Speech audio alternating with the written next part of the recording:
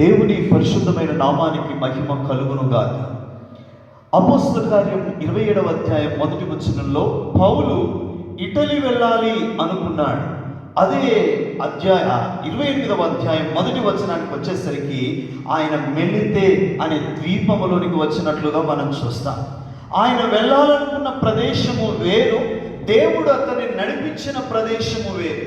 కొన్నిసార్లు మన ఆలోచనలు ఏవేవో అయి ఉంటాయి, కానీ మన పట్ల దేవుని ఆలోచనలు వేరై ఉంటాయి. అందుకే నా ఆలోచనలు మీ ఆలోచనల వంటివి కావు అంటాడు.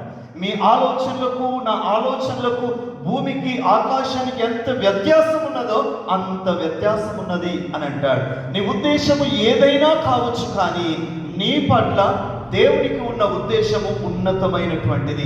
నీ ఆలోచన ఈలోక సంబంధమైనదై ఉండవచ్చు, కానీ దేవుని ఆలోచన పరలోక సంబంధమై సంపూర్ణమై నీకు సంపూర్ణమైన శాశ్వతమైన ఆనందాన్ని ఇచ్చేటువంటిదై ఉంది అన్న సంగతి విశ్వాసిగా నీవు గ్రహించాలి.